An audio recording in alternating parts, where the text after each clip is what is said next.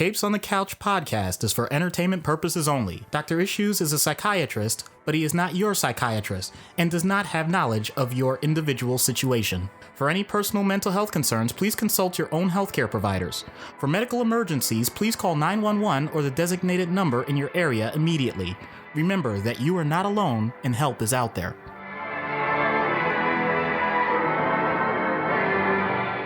Hello and welcome to Capes on the Couch, where comics get counseling. I'm Anthony Sitko. And I'm Dr. Issues. This is issue number 52. This is a very special episode. This is our second ever creator interview. Yay! It's such an honor to get to talk to the folks that write these comics and create them and have a role in crafting these amazing characters with so many interesting flaws and idiosyncrasies and issues that Doc and I get to talk about every week. So we're always very privileged whenever we get an opportunity to talk to a writer or comic creator. Yeah, I mean, not to sound too meta, but it's the psychology of psychology, because we get to see the end product so much, we don't always get to know how the sausage gets made. So I always consider these to be an honor. Yeah, this is definitely one of those opportunities where we get to say, well, why did you write them this way? Or what was your inspiration for this particular story arc? So this episode, we are speaking with ERICA SCHULTZ, and we are talking about Callum Cooper, the lead hero. I guess he's the hero of 12 Devils Dancing. He's the protagonist. Yeah, I was going to say, let's use the proper literary term, because there is so much going on with him and so many things he admits to that don't exactly make him favorable. Yeah, he's definitely the protagonist. I won't necessarily say hero. There's a lot of other very interesting characters in this book, and we are going to let ERICA talk a little bit more about her background and some of the other projects that she's working on. So we're going to take a short break, and when we come back, we're going to be speaking with ERICA SCHULTZ, author of 12 Devils Dancing.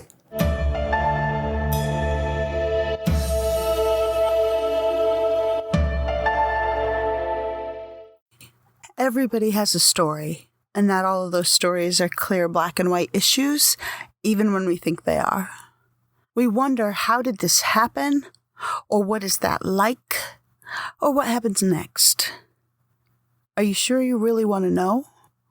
This is Ignorance Was Bliss at IWB Podcast. Do you love movies and psychology? Do you want to know what it would be like if Batman was in your therapy office? Listen to our podcast, Popcorn Psychology. 3 therapists dissect blockbuster movies, available everywhere you find podcasts. And we're back. This is Capes on the Couch. I'm Anthony Sitko alongside Doc Issues, and we are very privileged and grateful to be speaking with ERICA SCHULTZ. ERICA. Hi, how are you?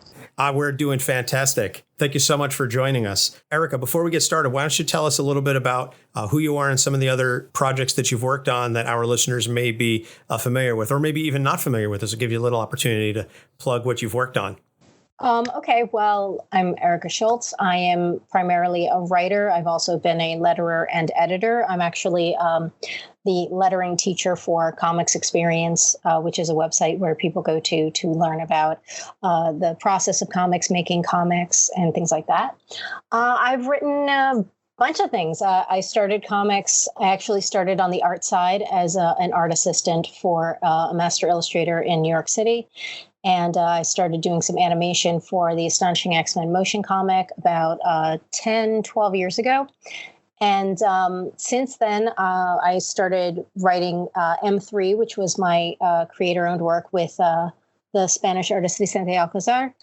And since then, I did a bunch of things. I was part of the DC Comics New Talent Showcase. I was part of the pilot program.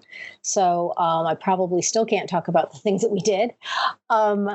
I got to write Hawkgirl through that. I've written Daredevil for Marvel. I've written for ABC Television and Marvel, doing a graphic novel for a TV show they had called Revenge. Let's see what else I've done. 12 Devils Dancing, which we were going to talk about. Where We Live, which was an Eisner-nominated anthology. Yeah, I've done a lot of stuff, and my brain is totally getting fried right now, so I can't even remember everything that I've done. We understand. Just Google me. Google me. There you go. And where are you found on social media and other websites? Well, I'm ericaschultzwrites.com is my website. If you go to, there's a tab that says Things. you go to things, you can basically see everything that I've done. So all the things that I forgot to mention will be listed there. And I'm ERICA SCHULTZ 42 on Twitter, and ERICA SCHULTZ Writes on Instagram. Excellent. Excellent. All right. We're very grateful again that you took time to talk with us. And it was a pleasure speaking with you at Garden State Comic Fest. This is where we had an opportunity to meet. And that's where I met you and we started chatting. And then I took 12 Devils Dancing home and I devoured it in about a half hour, 45 minutes. And it's a fantastic story. And as soon as I got done with it, I said, well, I know we need to get her on and we need to talk about this he book. Immediately then handed it over to me and I made sure I took good care of it. And, when I read this and within the first few pages, I'm like, oh, yeah, this definitely can fit into, a discussion of mental health. The paradigm of mental illness, yes. Yeah.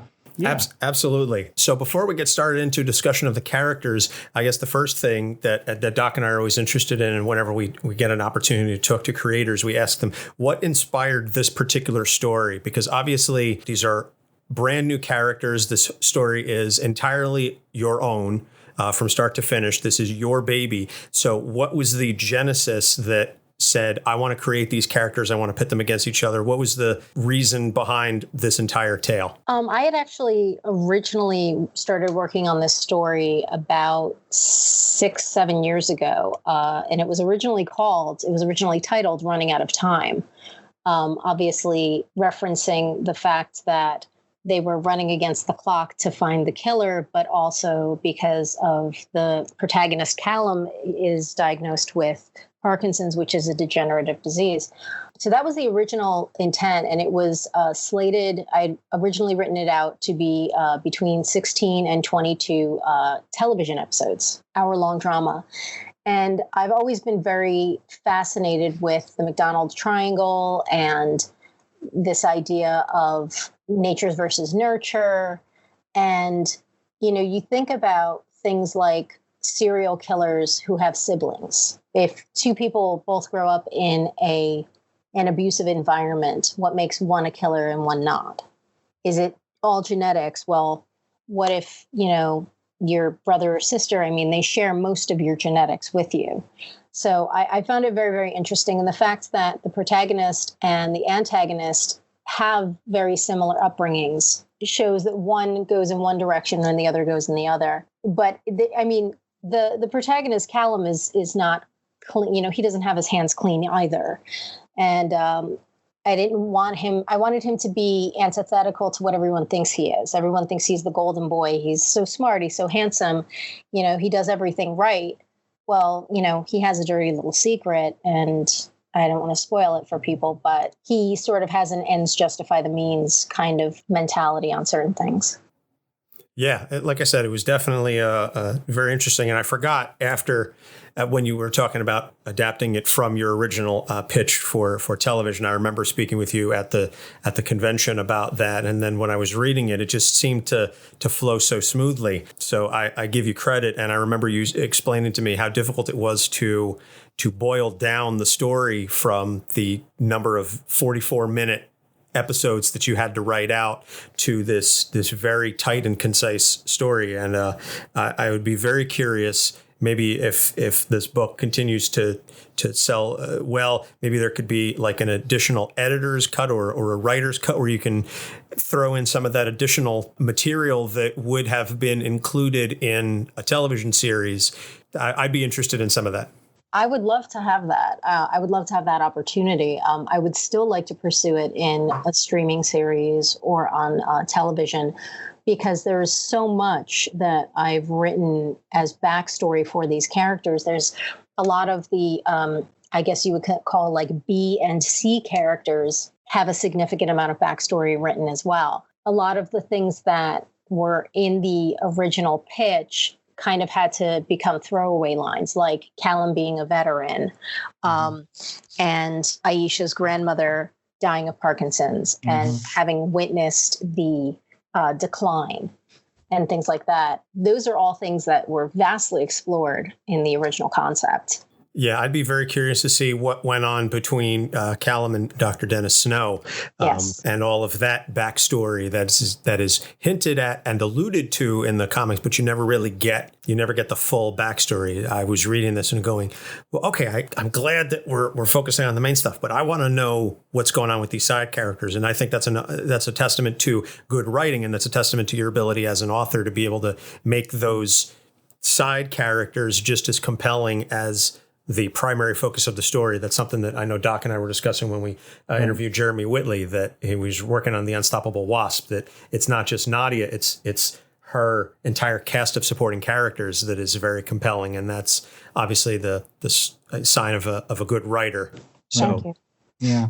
Yeah. I mean, one of the reviews said that they want to know what happened to Brian between the accident and now. And I was like, well, I could tell you because I have it all written out, but a lot of stuff happened. Oh, wow. Okay. I believe it. So the first things first, the first question that I have about Callum, I don't want to denigrate it and say it's one of the more defining things, but it is certainly one of the more interesting aspects that he has Parkinson's. Yes. What was the motivation to create a character with Parkinson's and make him the protagonist of the story? Well, from a story standpoint, there are no definitive known causes for Parkinson's disease. So it's an easy way to say this guy's dying, but it doesn't matter how he got the disease. I did a lot of research on Parkinson's in general. I'm a former athlete, so I have a whole bunch of injuries that I always, and I have multiple concussions. So I have done research in terms of these neurodegenerative disorders because I personally worry about things like CTE and stuff like that. So I personally have done the research in this because it's something that, as a 42-year-old woman, for all I know, this is going to be something that I'm going to have in my future. On a side note, there was actually something very interesting the other day. Brandy Chastain was on the news talking about the neurodegenerative CTE effects of playing women's soccer and all the headers that they do. Everyone's focusing on football, but actually there are signs of possible CTE in women's soccer players as well. So that was something that sort of I was thinking about as well. Someone who had originally done a beta read thought that I should give him HIV, and I said no for multiple reasons. One, it's kind of a gross stereotype to give a homosexual man HIV. Secondly, there are several people in the world, millions of people in the world that are living and thriving, having treatment for their HIV, and they're still doing very, very well. Obviously, it's something that they have to deal with, but they are still doing very, very well. And I needed something that could be unpredictable, and I needed something that could be easily triggered by stress. And I wanted something that is not known so much about that someone could turn around and say, no, because if he does X, Y, and Z, that's going to cure this symptom. Mm-hmm. So it's also well known that Parkinson's gets worse as time goes on. That's what, neurodegenerative means. Yep. So as Callum's cognitive abilities get worse and worse, it ups the stakes in the story. He has to rely more on Aisha. He has to lean more on her for his mental faculties. And at one point and I'm going back to the original, that when I originally wrote it, at one point for physical faculties, and it tests her limits and pushes her past the boundaries. And that's what I think makes for good drama, is when any character is thrown over the edge with no idea what lies below. And again, Parkinson's is one of these things that's very individualistic. There are people who have it who you wouldn't know that they have it because they just have a little bit of a tremor. There are people that have much more, they're more symptomatic, openly symptomatic. It also affects your mood. It affects so many aspects of your life. So I wanted something that was ambiguous enough that people couldn't call me out on my BS, for not being an MD, but was also believable. And because it was originally written as a TV series, it sort of had this, cross-country adventures, kind of like Supernatural, kind of mixed with the horror and suspense of there used to be a show called The Following on Fox.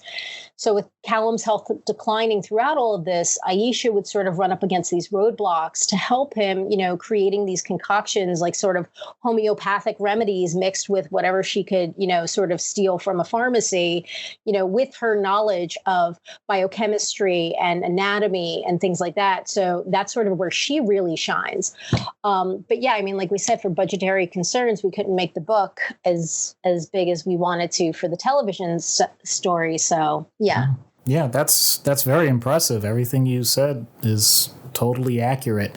And I'm not just saying that as a practicing physician, but also as someone who is aware of this in his own family. So I greatly appreciate the time and effort you took to write that, as well as Callum's response to that type of stress with that kind of diagnosis and his own recognition of what that could mean in the long run. And very early in the book, it's very clear that he's not processing it that well. He really doesn't seem to think there's much of a way out. And it's ironic that of all the things that really snaps him back to the idea that there's something to live for, it's a lot of his past with what he's done as an office, as part of the FBI, as well as his own childhood, and all of it just coming back, flooding back in such a dramatic way. It's really a credit that you make sure that people are, at least from the way I read it, that everyone is questioning him, not just because of the decisions he made, but he continues to make it, saying, well, wait a minute, is that you because of your personality, or is that you because of the Parkinson's? So I think that's incredibly accurate. Thank you. And I can't take all the credit. I mean, the art team on this was just blows my mind. Dave Acosta did a phenomenal job. Andrew Covalt did an amazing job. I mean, I always go back to this one image from one of the later books. There, no spoilers, but there's a fire, and there's this image that I always refer to as like the Dark Phoenix image that David drew, that Andrew colored, that was just, phenomenal. And one thing about comics is it is so collaborative. I mean, unless you're somebody like a Sean Gordon Murphy or like a Phil Jimenez who write and draws the stories, right? It is a collaborative process. And, I couldn't have done this without Dave's immense talent and skill, and without Andrew's immense talent and skill. And even the letterer Cardinal Ray, she rocked it out. And I was very, very lucky to work with this team. Well, the hard work and effort that everybody put in definitely shows on every page. And again, it's a testament to not just your ability as a writer, but their ability as a collaborative art team, that this book is as well done as it is. So kudos to everybody involved. The next question that I wanted to get into is, Doc and I were discussing this, the multiple characters refer to Cal as cocky. However, it's clear from, and of course we as the readers can understand his internal motivations better than everybody else can, but it's clear that he's more unsure of himself in every area besides the decoding and hunting the serial killer. And was that the intention from the start? Yes, absolutely. There's always that idea of you don't know what anyone's going through until you walk a mile in their shoes. Every day we see people either on social media or in person, and you get an immediate impression, oh, that person has it all together. They're so attractive. They have such lovely clothes. They sound so, they're so articulate. And you have absolutely no idea that underneath they're dealing with a family trauma or in Callum's case, a fatal diagnosis. And it's really easy to look at somebody and say, oh, well, they act kind of snobbish because they have it all put together. Callum is, his confidence is sort of a fake it till you make it kind of thing. He's no different than anybody else, but you have this immediate sort of idea of here's this attractive guy who obviously looks like he's got it all, not knowing everything that he's going through. And sort of Aisha makes sort of a jab at that when they first meet. And Aisha's the same thing. She has incredible confidence in her abilities. She's so intelligent. She even refers to herself as the smartest person in the room.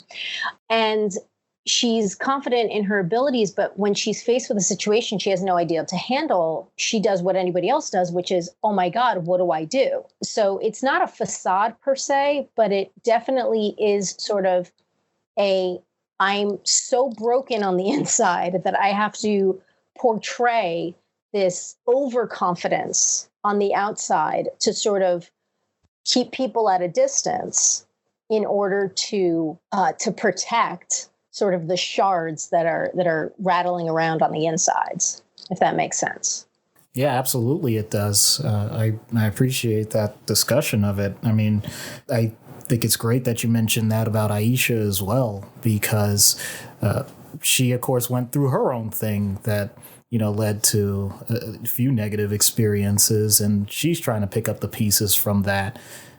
So, yeah, I think we could see that in multiple characters. It just so happens that Callum is front and center for so much of it that, it's interesting that it's definitely portrayed in multiple ways, and the emotional responses and the way that they play off of each other is pretty endearing, in my opinion, between Aisha and Cal.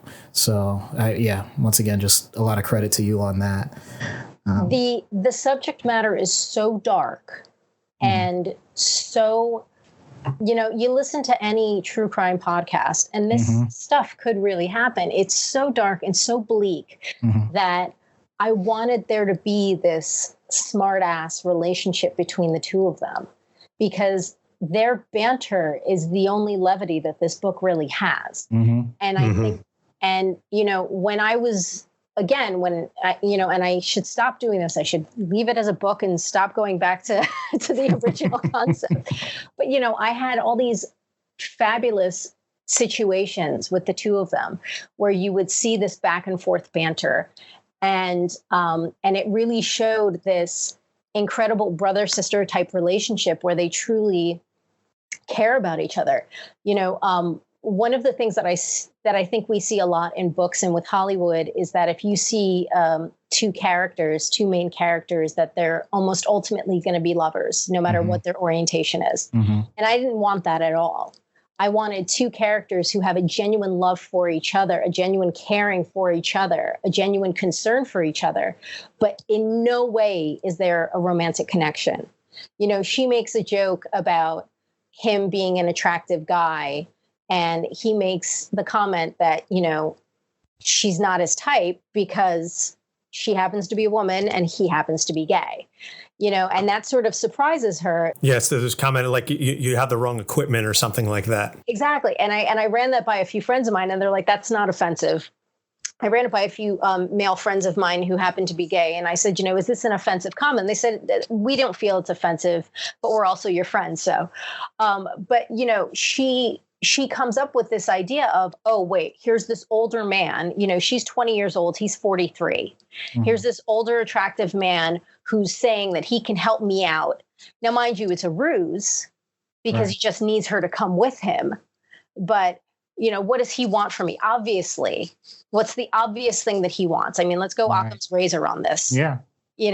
And it's the surprise of like, oh, wait a minute, this isn't what I thought it would be. And I think that that's sort of this, and I wanted to get that out of the way from the beginning. I didn't want there to be any, will they, won't they, that happens so much, so often in all these shows and all these books and stuff. I didn't want any of that, because the important part of their relationship is their genuine, sincere caring for each other. There's a sequence later on in the book where she talks back to him, and I think it's a funny sequence, because I guess like, oh, I wrote it, it has to be funny. Some people might not, but she's trying to help him, and he's having one of these more or less, I would say almost like a tantrum, because he's having a difficult time processing what's happening. He can't process it in real time, and he's getting frustrated and angry, and he lashes out. And that's something that his neurologist has said in the in the first 8 pages of the book. These mood swings are going to get worse. The confusion is going to get worse. You're not going to be able to deal with things the way you used to. and it's going to frustrate you. And that's something, and she talks back to him though. She's not going to take his BS. Right. She's not going to allow him to speak to her that way, because she knows on one level, she knows, yes, he's not doing this on purpose. He's not saying these hurtful things to be hurtful to me. At the same time, he needs to know that these things are hurtful, and I'm not going to take that garbage. And that's part of their relationship. At the same time, she still sticks with him. And I think that's what's important. Yeah, it's very much a fire-forged relationship, and I've always been interested in situations where two characters that ordinarily would not really interact in any major sense of the word are suddenly thrust together, and now they have to work together because all of these external forces are acting upon them, and they have to put aside all of their differences and get whatever this end result is. And I've always been interested in those kinds of stories because I love the notion that you have to put aside all of your differences, because I think it just speaks to a little bit more of like a humanist mindset, that if we all sort of collectively put aside all of our petty differences, we can actually get a lot accomplished. So I think it's a microcosm of what I would like humanity and society to be on a grander scale. So I think, just again, that's me personally, but that's one of the things that I really dug about the vibe of this book, was seeing them go through all of this, and as they continue to grow closer and closer together,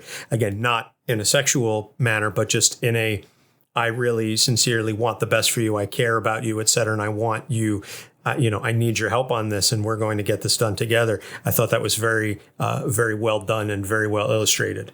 I know that there's a funny line in the movie Speed where Sandra Bullock makes a comment about how, two people during a traumatic event make a bond. And Doc, you can probably speak to this, but this idea of two people during a traumatic event may have absolutely nothing to do with each other, but they form a bond because they have this traumatic event in common. And I know I was in New York on 9/11. I was, there was a young woman who I didn't know, and she and I spent the entire day walking the island looking for places to donate blood.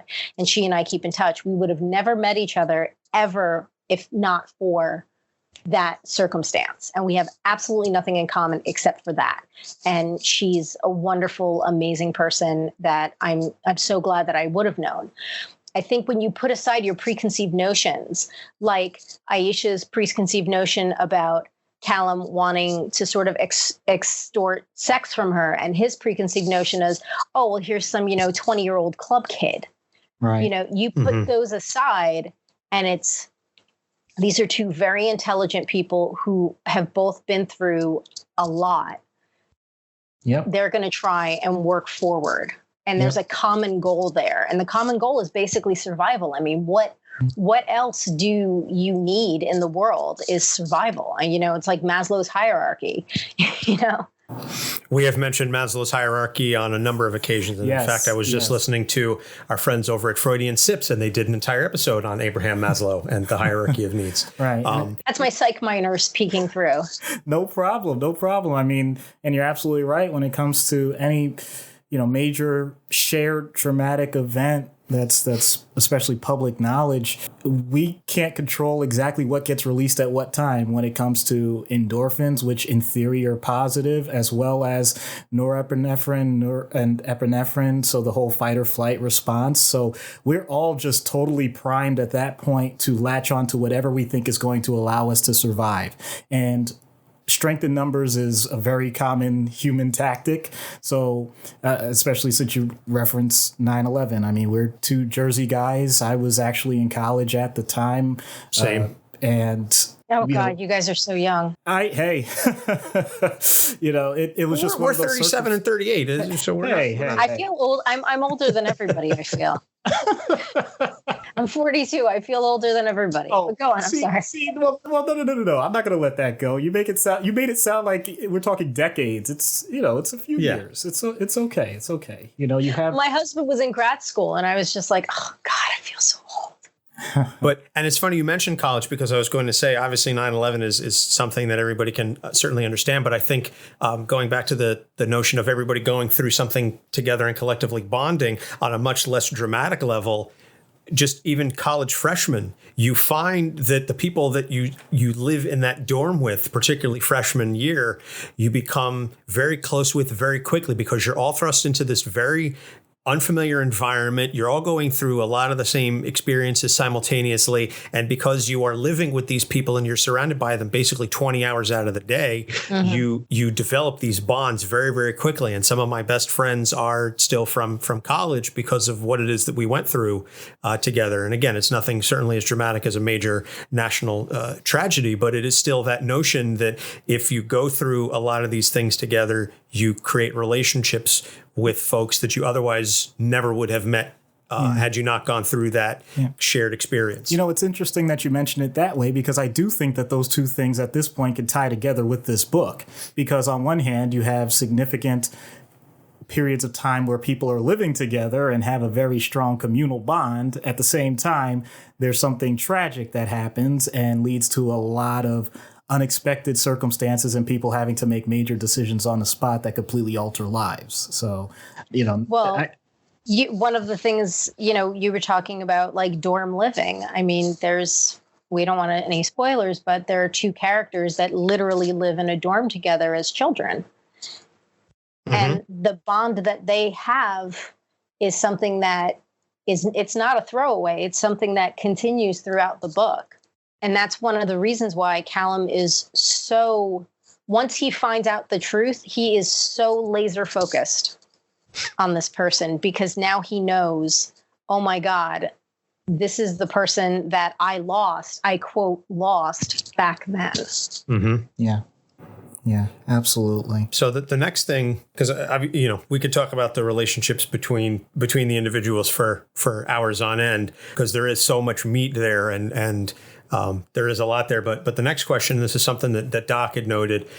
You said it wasn't a question, but it was an observation. It's not really a question. We just want to get it on the record. It's just an observation, because Anthony and I are huge comic fans. We read plenty of these things, and usually the typical stories and things that we read are, you have a certain group of people that are considered bright, considered smart, and they handle all the brainy things. And then you have all the grunts, and, you know, they do the dirty work, and, you know, never the twain shall meet. And in this case, even people that are either bit characters or, you know, don't get as much time in the spotlight, you could see that everyone has a thought process. Everyone has a reason why they're doing what they're doing. And I think it's just a tribute to the idea that, you know, I'm not talking IQ, just in general. Everyone has a certain intelligence, and the way that they apply it can make a huge difference in individuals' lives. And I saw that with just about every single character. So I just wanted to give kudos to you for that. And I wanted to know in terms of your processing, but I think we got a big hint about that this was going to be much more fleshed out than it ended up being. So maybe that's a part of it. Well, that was the thing. I mean, there was so much. I mean, one of the major defining moments of Callum's life post the cult was when he was in the Army. And this was something straight out of the television treatment. When he was in the Army, he had an affair. Now, this is pre-Don't Ask, Don't Tell. So you were still not supposed to be gay in the Army, because Callum's 43. He was in the Army in the mid to late 90s. And he had an affair with a presumably heterosexual colonel. And he ended up getting a discharge from the Army. And that's a line that his boss says is, I got that kid straight out of the Army, trained him myself. His boss from the FBI. And so his boss from the FBI and he have a bond, because that was like a father-son relationship. And Callum also sort of came out of the Army saying, this is not something, I can't be myself. I have to be this version of myself. Because when he was, you know, having a gay relationship in the Army, that obviously didn't work out with him. And the colonel sort of says, okay, well, we're just going to get rid of you. We're discharging you we're just going to give you a medical discharge, because that's what they used to do, was they would say it was a medical discharge. And this is, and Callum had a very open heart to service. His uncle who raised him was in the Army, was a Vietnam vet. He had service on his mind, and that's what he wanted to do. So when he got discharged. He said, okay, well, how can I serve? I'm going to go into law enforcement. And that's when his boss picks him up and says, okay, look at this strapping young gentleman right there, straight out of the Army. You're going to be great. We're going to throw you right into Quantico. And a lot of it is a smoke and mirrors kind of thing, because inside he's not him. feeling. Yeah. And then he gets these headaches and he goes to a neurologist, and the neurologist starts doing tests and tests and tests. And they end up becoming more than just patient and doctor. And then he gets this diagnosis, and it's not just headaches anymore. It's headaches, it's tremors, it's blackout in time, losing words that are so normal to say, and things like that. No TIAs, but getting close to that kind of thing. And it just sort of snowballs. And I wouldn't say he's a reluctant hero, because he wants to be the hero. You know, and that's something that the antagonist says, you know, you want to be the shining knight. Yeah. Well, guess what? You fail at it. Yeah. Yeah. Now, getting into the antagonist, and again, we're really trying to dance around spoilers here. I know. It's tough. Sorry. It is. No, that's fine. We're willing to work with it. The cult mentality that is very, very prevalent in the early parts of the stories and forms so much of the basis for that. What led to, I guess, again, I'm really trying to phrase this without getting into the spoilers, but what was your process in saying a cult mentality, and then extrapolating from there, that's the impact that's going to have on this antagonist moving forward? Well, I think, you know, when you're a child, you have the notion that your parents will always be there and will always protect you. And Callum and this other character have two very different types of guardians. And their parents are there for very different reasons. Callum's guardians, his aunt and his uncle, came to this cult because they're an interracial couple, and they were welcomed with open arms. This is the late 70s, early 80s. They were welcomed with open arms as an interracial couple. So for them, it was a sense of community.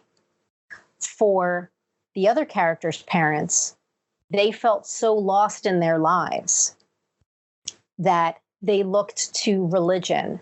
And unfortunately, they were taken advantage of, in the sense that this character that we refer to as the Reverend saw that they were very broken people, for lack of a better term, and said, these are people that I can manipulate. These are people that I can show them that I am their savior, and they will do anything I ask them. And that's basically what happens.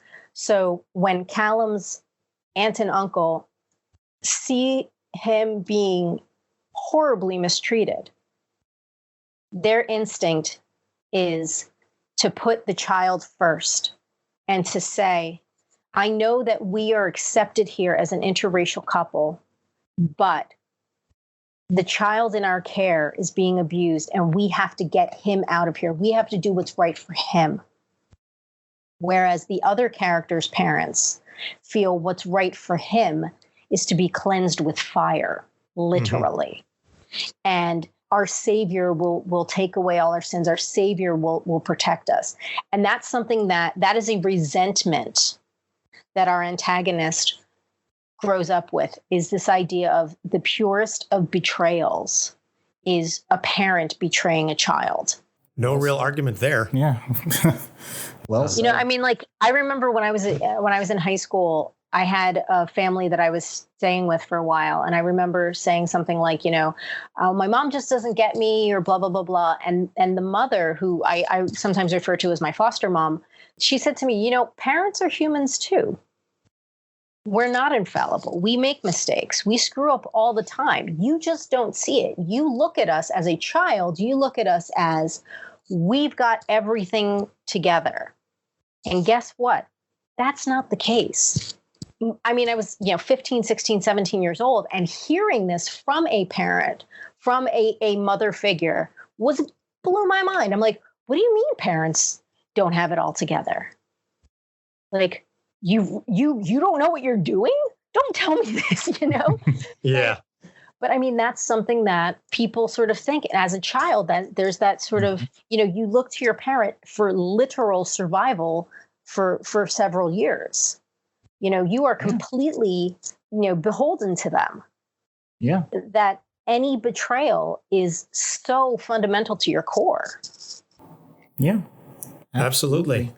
So, like I said, that I think was done very well. The last thing that I want to say, because I can't really ask a question, because to ask a question would definitely be too much of a spoiler. But I just want to say that Sabine is one of my favorite side characters, and she's got her own story too. Oh yeah, she absolutely does. It's clear that she does. Unfortunately, there's literally no way for me to ask questions about her. If you want, you can ask the question. We'll ask the question off mic. Okay. That's fair. I'll ask the question offline. I mean, so I think that's basically just about gonna wrap it up for the questions that we have. As I said, we could go on and on about the relationships in this book for an extended period of time, because it's that well written and it's that engaging and engrossing, I should say. But unfortunately, none of us have all of that time. But what I do want to ask you is, last thing is, what are some of the upcoming projects that our listeners can find you on, or what are you presently working on, and where? And again, just sort of recap, where listeners can find you and where they can get your work. People can find me on Twitter at ERICA SCHULTZ 42. People can find me on Instagram, ERICA SCHULTZ Writes. And my website is ericaschultzwrites.com. I've got a shop there if you want to see some of the stuff that I've done. I have a project that will be announcing at New York Comic Con. Unfortunately, I can't talk about it. What I can say is that it's very different from what I've written in the past. It is more fantasy sci-fi, which is I'm mostly, people sort of look at me as like Ed Brubaker, sort of writing all the crime fiction and stuff, which I love.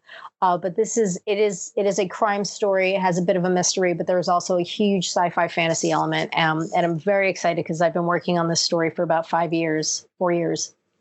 So I'm really excited to see for it to see the light of day.